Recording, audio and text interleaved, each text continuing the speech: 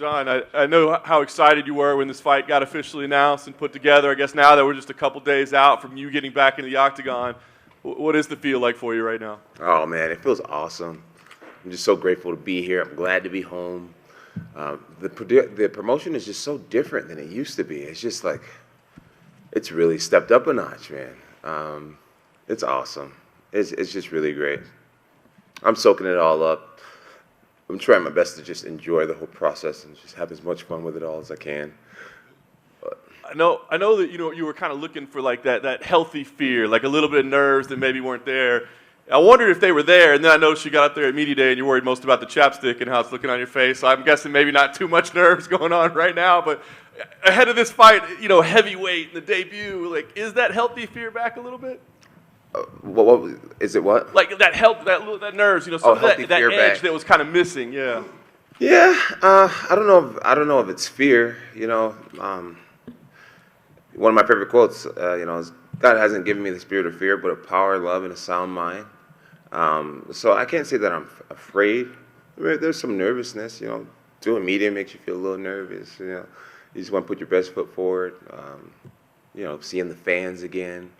Being the kind of center of attention again, dude. I'm from Albuquerque, and I live a pretty simple lifestyle, shooting guns, hanging out with my dog, taking care of my family. It's just like, I'm just a low-key guy. So this is like, it's a nice reality check being out here in front of everyone again, and I'm just doing my best with it and trying to have fun with it, share some light and love, and just enjoy the process. For all of us on the outside, like, our big questions are, right, it's like, how's John's body going to hold up at heavyweight? Will he still have the speed and the movement? Will the strength hold up? Can the cardio go 5 rounds? I mean, you've been the one preparing, and do you know the answers to all those questions, or do you not know how it is once you get in the actual octagon? I believe I know the answers to these questions. I feel awesome. I feel awesome. I feel like I move really well. I have great pride in my endurance. I do a lot of endurance training, whether I'm on a row machine or in the pool or on the bike or sparring or heavy mitts, jiu-jitsu, jogging. I work really hard. I feel great. Honestly, I feel like a stronger version of myself. I'm not super lean. I don't have a mean six-pack like I used to. That took me a while to get used to, you know what I mean? Like, back in the day, I would judge, like, my fitness level by the way I looked in the mirror. I'm a heavyweight now. That's why my teammates said, John, you're a heavyweight now. And it's not about what you look like. It's about how you perform. And I feel like I'm performing really well. I've had some close knockouts this camp, knocking out other people. That's something that never happened in camp in the past. When I decide I want to get guys down to the ground, they go down. I have pretty much a 100% takedown rate in my training right now, and I feel really good. I like it. Get to eat what I want, feel good, you know what I'm saying? Life is good. Nice. The last question for me, obviously you spent a lot of time fighting the absolute best in the world, right? So I'm just curious, as you break down Ciryl, where does he rank on that scale of best in the world? Like, is he up there as one of the toughest challenges you've ever had, or maybe not? It's hard to say. It's hard to say whether it'd be the toughest challenge or not. I can't predict the future. My first Gustafsson fight, I wasn't expecting him to put on the fight he did, and it was an absolute war. I am ready for whatever. I'm ready to dominate, but if I don't dominate and the fight goes 5 rounds, I'm ready to press forward, and I'm ready for a dogfight. I'm ready to bleed and sweat and leave my heart out there. I'm ready for however it goes. I feel pretty prepared for victory. John, over here.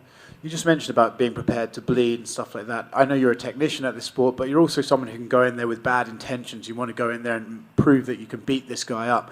Ciryl talks about this as a sport, as an athletic competition. Do you think when it comes down to it, he just doesn't have some bad intentions in him like you could take in there? Well, I believe that, if I go out there and stand in front of him and let him get into his rhythm, then I'm sure he'd have bad intentions. I won't be lulled to sleep by him of like, oh, I'm just happy to be here. It's just a sport. Life goes on if I win or lose. I feel like I fight from something a little bit different. There's a dog inside of me. It was interesting because during the countdown, his coach was like, For the Tai Tuivasa fight, we focused on bringing out Ciryl's dog, and I don't feel like that's something your coach should have to like teach you about being a dog. Either you have it or you don't. And I know that I'm a dog at the end of the day. I have a dog in me. I have a lion in me. I have a vicious warrior inside of me. It's who I am. And losing is not an option. This is not just a sporting event to me. This is my life. This is my image. This is my legacy. This is me. And my reasons why are really big, you know. My reasons why are really big, and I don't know if his energy matches mine when it comes to the seriousness of how I take this fight in this game. A lot of people are talking about wrestling versus striking and stuff like that, but in terms of big fight experience, you've done this, right? Yes, sir. He's had one or two big fights. The fight with Francis was a big fight, but do you think there's a chance that as he's walking to that cage on Saturday, the moment just starts to build and get to him, whereas it just won't for you? You know, I could see him staying composed in the moment. He fought Tai Tuivasa in front of his home country. I'm sure that was a massive moment for him. But I'm not Tai Tuivasa. I look nothing like him. I don't perform like him. I'm not Derek Lewis. I'm not Francis Ngannou. I'm a much, much different athlete. I'm by far the most versatile athlete he's ever faced. I'm the most experienced athlete he's ever faced. And whether he realizes it in the cage, or walking to the cage or not, he will realize it maybe by round 2 or round 1. He'll realize it. He'll realize it. And last one from me. When you spoke to John Morgan, you said that you can guarantee the fans this fight and a Stipe fight. Is that possibly the last time we'll see you if you beat Stipe? Are you content with walking away? Or do you have an interest in fighting these younger up-and-comers once again, but this time at a different division? You know, really, I can't predict the future. You know, I speak very confidently. I have a lot of belief. I have a lot of faith, but I can't predict the future. Like I said, this fight could be an absolute war, or it could be like, wow, he just blew through Gane. You know, I don't know how it's going to look. I think I'm going to base it on how I'm performing, you know, how I'm feeling. I'm just going to take it one fight at a time.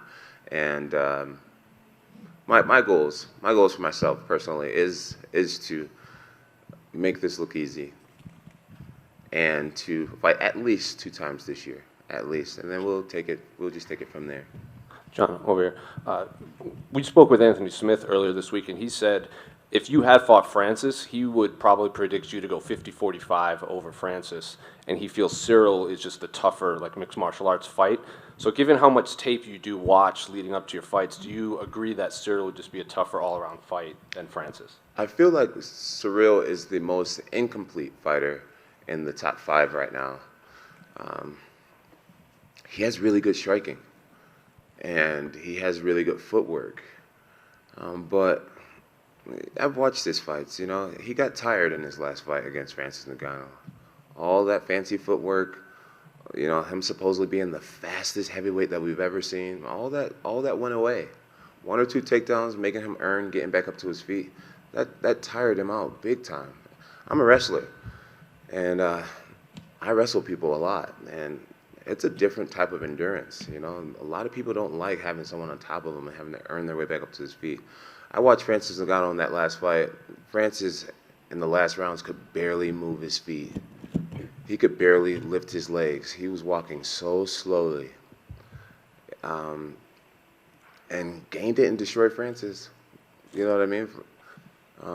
Francis wins his fights by like first round knockout, second round knockout.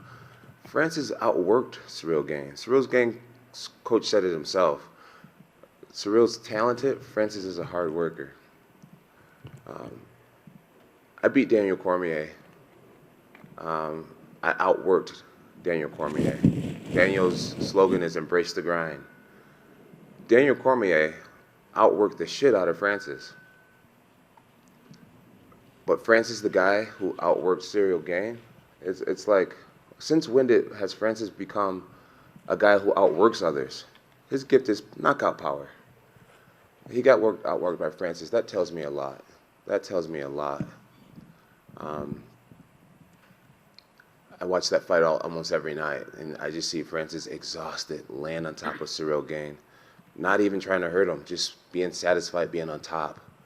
and I saw no offense from the ground. We all know Ciryl has nice ankle locks. Our team worked extensively in ankle lock defense, reversing them. I just don't see Ciryl being able to handle a guy like me. I just can't see it. I respect him. I work very hard.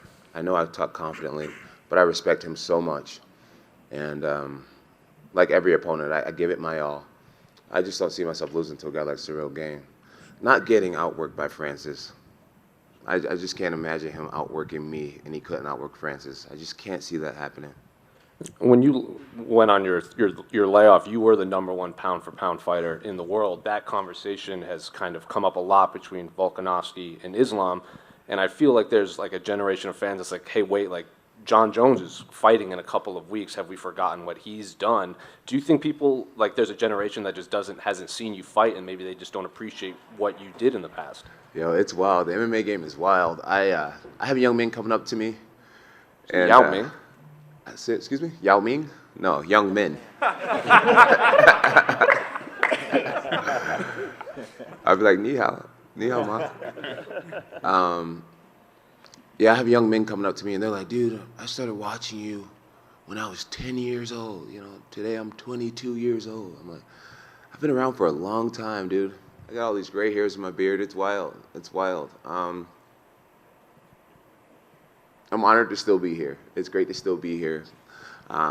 I've been inactive over the last 3 years when it comes to the UFC space. I've been living a total martial arts lifestyle for the very first time in my life, though. You know, in the past, I would mainly train right before fights, and now I have my own team, and they hold me accountable. I have to be there, and so you know, I weight lift 4 days a week. I train 5 days a week. I have multiple practices a day. To get to your question, Volkanovski has been very active, and I do believe that he deserves to be the top fighter in the world. Him and Islam, you know. I think Volkanovski kept that title after a loss.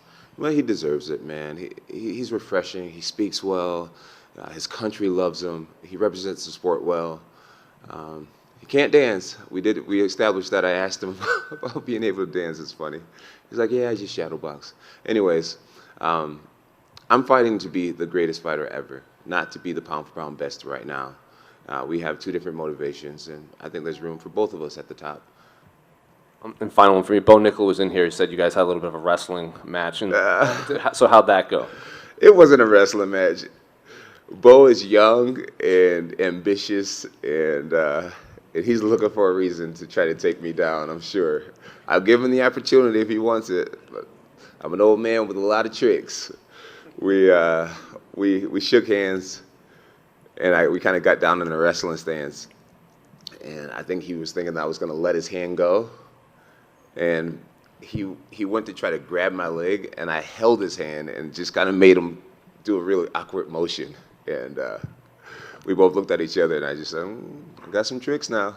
So you didn't walk up to him and say, I bet I could take you down? I did not. I learned my lesson with DC. I learned my lesson. But I'm super excited for Bo Nichols. Just American wrestler. He represents that grit, that hard work. And I could see him just going extremely far in this sport.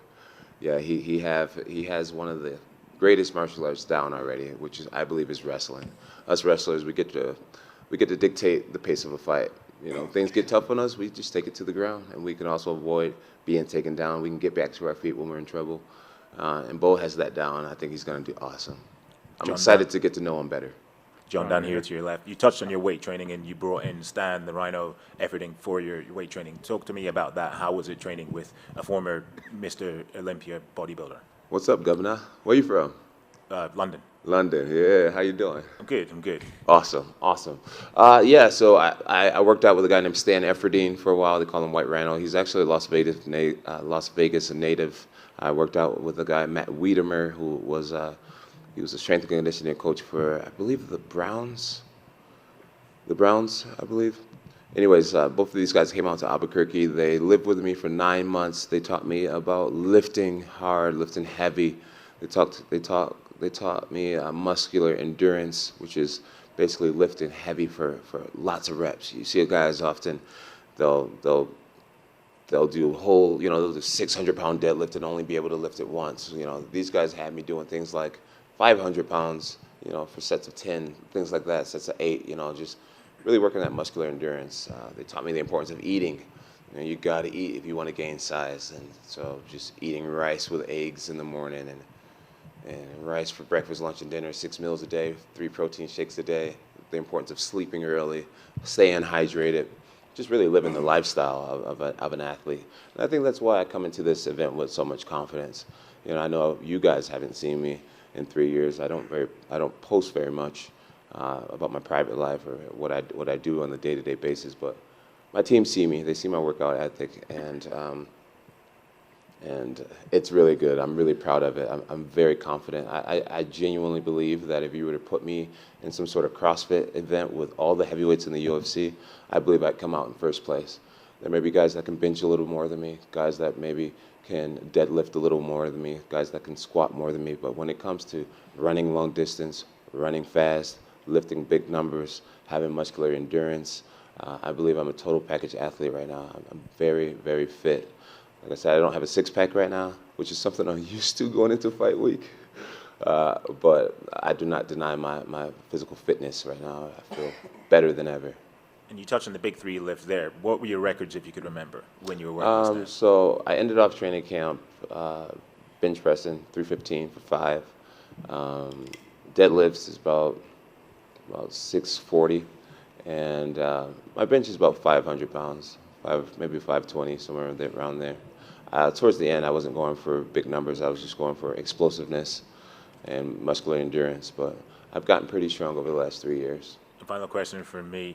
A lot has been made about this new heavyweight frame that you got. What was the peak weight that you reached during the 3-year hiatus? A few months ago, I got up to about 267, but I felt a little more bloated, and I didn't like my endurance at that weight. I plan on competing right around anywhere between 245 and 250 on fight night with Ciryl Gane. I don't think I need to be overly big in this event. I just need to have the engine to carry me through the event. I have the engine. John, right here. You tweeted out the other day, I feel officially cleared and there will be no asterisk next to my performances anymore. I think I know what you were getting at with that, but for people who are maybe uneducated, can you elaborate? Yeah, so USADA has changed some of the rules regarding picogram levels and what's allowed, and I've come to find out that all my findings were under the new legal limit, meaning that I would have been cleared from every test I've ever taken, and that means a lot to me. I'm grateful to be the athlete who fought the system, who could afford the lawyers and the scientists to prove my innocence. I do believe that I don't know if it's the word carry the cross or like took the bullet for the rest of all the young athletes, but I was the first to have to go through it, and people considered me a cheater. And now, if that same rule would have applied back then, it would have never even made the media. It would have never been a deal at all. My win over Daniel Cormier would not be a no contest. It would be a knockout, KO victory. So I'm hoping that with these rule changes, maybe we can go back and make that no contest to win. That would mean a lot to me. I have no ill will towards USADA or anything like that. It was just something that we needed to go through. I was the first one and one of the biggest names to go through it. And I'm glad I did, because some of these younger fighters wouldn't have been able to survive something like that. They would have just been cut or not been able to afford the lawyers or whatever. So I took the bullet for this sport, for Major League Baseball, and I'm glad that fighters in the future get to avoid what I went through. It was hell, being considered a steroid cheat. And I'm glad that people can see clearly now that I never was. And I feel set free. And John in the back. You mentioned, just one more. You mentioned that we don't get to see much of your personal life and stuff like that, but last time you were in Vegas, the Hall of Fame stuff, some of that did spill out into the public. We haven't heard you really address any of that stuff. Just want to give you the opportunity if there's anything you want to say about the past few years. Fair enough. What were you saying, ma'am? Oh, in the back. You mentioned that you have a different motivation. And what is that for you now and coming into this fight specifically? So my motivation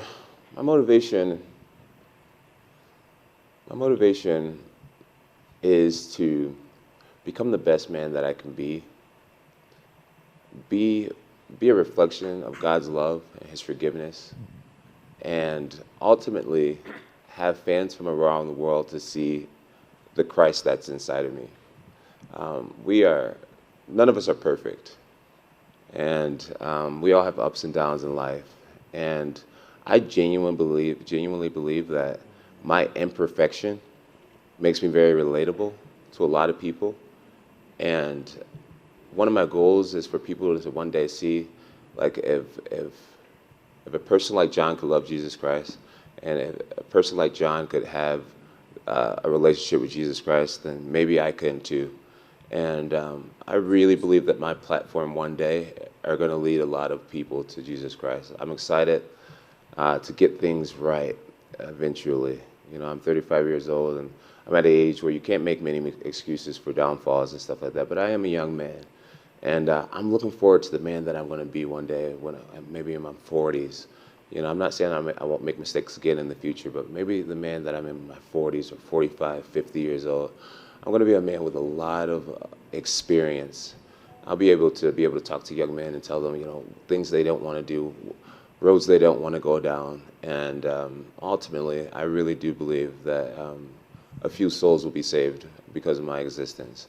And that is my motivation, to build a big platform and ultimately find ways to give glory to God. Just a final. John, What's up, man? there's a theory out there that your last 3 title fights, you were bored and that you were basically playing with your food. Now that time has passed and you're in a new division, was that true? Yeah, it was. It's not that I was bored and playing with my food. It was just that it was, you know, I wanted more. I wanted greater challenges. You know, these guys were relatively unknown, a lot of these guys, and I really wasn't happy with my pay either. That was a really big thing. And I was at a place where I was just like, how can I spike the interest of the fans? You know, no one knew Dominic Reyes for the most part. He was a killer, knocking out everyone, undefeated. No one respected him, you know, as good as he was, and we saw how good he was competing up until fighting me.